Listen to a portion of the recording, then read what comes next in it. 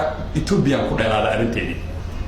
Ethiopia waa soo maray hadda cilmi baarisan ka sameeyay laba isbuuc jaamacadoodana waa ka hadlayo casharaan bixiyay intaan joogo si sharaf leh oo karaamo leh ayaan dadkooda elite-keeda ay soo dhaweeyeen dadkooda mutacallimka ahaa iyo oromada muslimka ahayd because waxaan ka imid Oxford jaamacad weyn aqoon karto tan weyn adduunyada ka imid galbeedka cilmigooda ninka kaliya Horn of Africa ka yimid PhD ka diyaarinaya waa not only Somali laakiin Ethiopia iyo Eritrea iyo Sudan iyo South Sudan iyo Djibouti taasi ugu ixtiraamayeen meel walba oo institution cilmi leeyahay geeyeen oo kale su'aalaha weydiin waxaan kamid ah de Oxford oo kusoo doodnay inta waa ka doodinay waa meesha aan ka fahmaba structure-ka qarankooda ku dhisan yahay waxa wadanka ka damacsan yihiin rabaan oo yaani sida cilmiga meesha ugu fahmo weyn maba u fahamsaneen basila hadana tagi lahayn de maba soo fahmin ilaahay baa ii haleeshii inaan taro oo shiraac waxa qabanayay wasaaradda arrimaha dibadda Ingiriiska meesha geeyo shir Afrika oo dhan ay u wacaan caalamkeedii igu casuumeen nin kaliya Soomaaliya joogan ahaa bis building ka hadlayeen nabadda Afrika markuu dhamaadaan aniga cilmi-baaristeedii galay inaan dokumentigooda aruuray su'aalahay weydiinayeen de oromada muslimka meesha fadhiisay waxay weydiinayso ardayda Tigreega waxay weydiinayaan sida de kanaan xariga iyo waxay weydiinayaan kan walow ka yimid kan belashogo ka yimid ayada kala fahmaysaa dad waxaan darsi jirtay oo marka fakar aqrin jirtay waa fahmaysaa meelaha kala yimaadeen inkastoo oromo badan la amxareeyay waa ila gubanayeen oromada muslimka meesha fadhiisay jamaa waxay lahaayeen su'aalahay weydiinayeen qalbiga taat qaranka Soomaaliya ma soo noqon doona Soomaali din soo noqon doonta ayaga yani aniga sugayaan waa dhibaataysan waa ogtiin aniga Soomaaliya mid ma noqon doonta qaabkay ku noqoneen adiga maxaa mas'uul ku saaran ma midaysay mutacallimka Soomaaliyeed ma tagtay dibadda ma wareegtay ilaa anay weydiinay ay waa ka soo tagay waxaan imid Harar waa ogtiin waa Jerusalem of the Horn of Africa Qudus Horn of Africa waana yani Timbuktu kaydki cilmi إسلامك أفريقيا دم علمي جيس ماشوا يالله بوقتيس يوحي الله طريق كمان كل أصلا ماشي أفريقيا اللي جالسين هو إسلام صومالي ماشي وسوري ونوش هربر قبل هذا أداة في رسم مساجد وده مساجد كي واحد تجي الشيخ أبادر هسك حسن هذا واحد جيستين الشيخ أبادر وصوروا 10 أبادر يعني تجي أو علماء دي على فريق استقرار سيارة الشيخ عندي لي وعشاكي صنعي وهي ويدينا يا حمر قررنا اسمه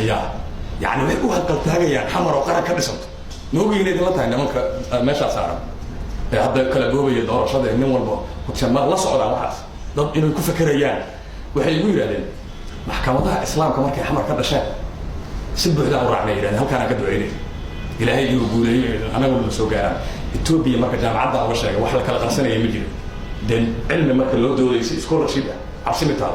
runta la istaafsiyaa ama si kasta ku yeelaa division ku galna visa business ee Ingiriisku oo la socdo oo degdeg iyo soo degdeg waxaan ku iri waxaan isku haysanaa laba waxyaabo dhul ka horto waxa ka weyn oo kaalinta labaad u galaa dhulka annaga hadda adinka isku haysano yani Soomaali iyo Ethiopia waxa ka weyn oo isku haysanaa horto waa diin Islaam iyo Kristaan ayaysto annaga qarankeena Soomaaliya waxa bayso ah hadduu aan midowno noqonayo oo ka bixi karin waa islaam greater Soomaaliya kan bixi karo Soomaaliya weyn adinkana masiixiyada idin abays ko waa adda fiiris qaranka Itoobiya waa soo daraasay waxa bays ah Georgia state meel walba waa qaranka Israa'iil that's why Muslim meesha madax wada qolay maxay ka wasaqan wax expansionism way wuxuu rabaa in isbalaariyo Oxford intaan Itoobiya soo aadin ilaa xamdigiisa waxa yimid حيل سلاسة ويلو وياهي أو وجرم الدجال نوين هذا إلا اللي هنجر بوجو كقرا مركا ويجي بوجو نوكاني وحالي صدري إسكاس ضدك بوجا يعني ريفيو قرين لها أو نقدر لها كدولي لها أدي سئي ونعني كمان كشيء لها ماشي فقيا وهو كدولي والله يا أبي ولي بقعدة تجراجي أم حارضة أنا علم بدل أم حارضة أنا حرارة بدل أم حارضة أنا يعني هذي صار نقطة بحالس تقبض لها لتجراجي ودور wuxuu ku doodayay uu yiri waxa la isugu soo dhamaan doonaa buu waa fadhiyay ana Soomaali ka fadhiyay confederation la isugu soo dhamaanaya Eritrea Djibouti Ethiopia iyo Soomaaliya qaabkaasi weydiiyay marka isii sharax qaabkii la isugu soo dhamaanaya yani waxaan isugu imaanaynaa anagoo confederated ah Soomaaliya yani Eritrea iyo kale calankeeda iska lahaanaysa awal buu lahaan jirtay kontonka ilaa 60 ka waqti ayadoo federaal ah oo federaal la yiriyo inta 60 xoog ku qaatay xil salaas waqti dagaal galeen 33 sano ay buuraha saarnaayeen asaas afoor soo dagaal galeen ay jibiyeen markii dambe ay nimankan iskaashadeen Malazanawi Tigray waxay ku galaysaa Eritrea Eritrea ayadoo calankeedu taagan Djibouti sideeda ku galaysaa annaga laakiin Soomaali kuma galayna la socdo waxaan ku galaynaa Somaliland Puntland Galmudug South West Jubaland Iran Shabeelle Banaadir State qaran Soomaali ah haday tahay faa'iido nooc aan leeyahay bari anagoo sharaf lahayn dhexleen hadii waxay shaqeyn waayaan laakiin mar hadii loo kala googooyay waa mid ina ku gashay maxay sugayaan marka jaamacadda kaga dooday waa wax cilmi aan ku ogaado maxay sugayaan in waxaan hadda ciiriyo waaye in la bisleeyo yaa la sugayaa way isweydiiyay adig waxa la sugayaa Eritrea kala bixilay waa ta aragteen oo la isku lafdaaray oo baad iyo la isku haysto Eritrea maxaa lagu sameeyay marka ayada hadda laftirkeeda dhameystaa oo qabateen waxa la saar hubka Mareykanka iyo Israa'iil iyo qabateen saaray maxaa la qabateen taas oo baabiin doonta 10 sano gudaheed ilaa 15 sano ilaa 20 sano kuma jirade hubka ruushka ma ku dagaalami karaan intaangeedii oo halaabay oo duqoobay waa in la qabtaan marka maxay ka sameyn doonaan Eritrea Soomaaliya kala ma social structure keeda qaab dhismeedkeeda bulsho qabiilku ma saleysna marka kama filayo aniga waa ana shaqeeyo jaamacadda inay sida Soomaali u baabado ka u baabado waa Soomaali ka raba inuu dulisto qabiilku ka soo galaa bal ilaahi baan idinku dhaashay qof Soomaali ku aqbali kara in qabiilka la siyaasadeeyo federaalka u jeediyay qabiil walba meeshaada joog ayaa leeyahay oo saas ku noqon qaran يعني وولي الاسوء اللي كده قال لي سيك عريسو ها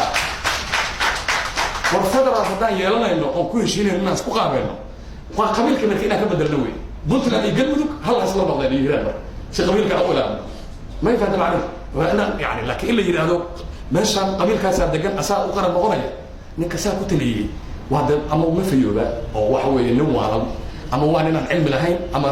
dhamaysta egoistic kuwa Faransiiska yiraahdaa nooca weey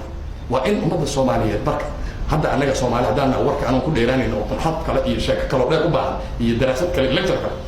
laba fursad aan haysanaa caaw meel ku qorta adig laba fursadood ayaan haysanaa haddaan lumino labada fursadood confederationku waa xalal waa bisloob Eritrea hataa inaan la sugnaa macquula waa 2016 iyo 2020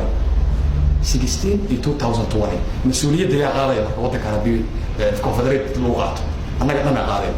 nin madax kaliya nin hebel joog ma qaaday shacbiga Soomaaliyeed oo dhan qaaday waa mas'uuliyadda laga saaray mas'uuliyadda ku kooyaa qaaday doob dhaqameedka waddanka qaaday oo xalaal laga filay oo la filay doorashada in ishay ku hayaan dadkay u xunayaan inay u codayaan nin xildhibaan maanta meesha ka bilaabi karaan waa in dadka xildhibaan noqonaya ay fiiriyaan laba dhinac ay tahay tal meesha xildhibaanimay raadinayaan waa gureer waa waraysta waxa ay maxaa u doonaysaa xildhibaanna noqotaan midna oo qola kala shaqeeyo mid wuxuu ugu yiri intii hadda burburkii wax jireen oo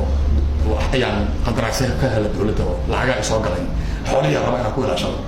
kii kala weydii maxaa aad rabtaa baa markaas hotel meesha aan dhistay hotel weyn u leeyahay hotelka raba inaan ku ilaaliyo oo hotelka dawladda iska in laga celiyo aan diidaya nimankaas lama socdaan harar waxa yaala dirdhaba waxa aan kula soo kulmay Soomaalida aan la soo kulmay waxa weeye waxa Itoobiya yaala lama socdaan marka mid kii daba waxaan ku iri war hotelkan wuxuu macna sameynaa bari haduu tafarra waa lagu wareejiyo wala socotiin min gishbarku wax ka baxay tigrayga dirdhaban tagay Soomaalida xoolihiidu waa dhacay statistically wada oo tayaan u qoray soo dhameyshan boqolkiiba 98 dirdhaba Soomaaliya maanta boqolkiiba 8 waa Soomaalida awdulkeeda marka meesha qabteen nin walba tigrayga deejabadi iyo baahna faqri ah meesha ka qabsadeen qaada leeyahay in baa lagu soo qoray tafarru Xasan hotelkaas ay kala wareegaysaa meesha joogay gurgurada iyo la wareeg wuxuu dib la qaaday waxaan ku yiri hotelkan ma ina haysanaysa kula taaday 2020 ka dambe war aqliga meesha yaala aqliga weey Soomaaliya mas'uuliyadda nin walba fuulaysa hadduu kuwa meesha ka qaban ma fahmaan national project ma jiro marka xamar maanta waxa lagu hayo horta waa faantaan national project ma jiro waxa jiro interest groups dalawada ila shaqada umadkooda iska fikireen xaasiskooda iska fikireen iska daadiga anaga inay laga fikiraanayo Soomaali iyo waddanka kale ma garata macne 16ka ma fulin weyne 20ga ay gaaladii la fiirinayaan international community Soomaali ilaa inta qaran ma noqon trust shib hal geeyo iyo hal geeyo confederate la isku isticmaalo muxuu yahay waajibkana saaran inaan ka dhaybino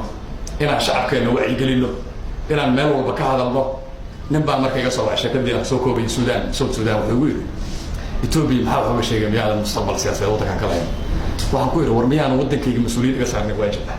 miyaan Soomaali ahayn waddanka u dhashay miyaan 15 sano jaamacad ku jiray qaran baaba'ay dib u dhiskiisa ku soo taqas miyaan waajibka isaarnahayn ummadayda inaan wax gaarsiiyo Ethiopia kala taa Ethiopia wax aan ku iro jaamacadeeda ka iriya ka culus aan wax TV gaan ka sheegay oo inay iga dhageysteen ayaga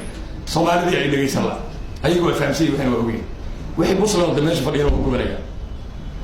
warka aan ku koobanay madxaf kale iyo meel kale aan isaga imaan doonaa inta aan la gaarin waxaan ummadayda inaan baraarujino dadka iyaga aan dareen wadanina ku abuurno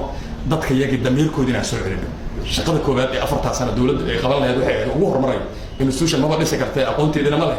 qulubta dadka inay daahiraysan inay damiir ku beertaan inay integrity iyo morality dadka ku beertaan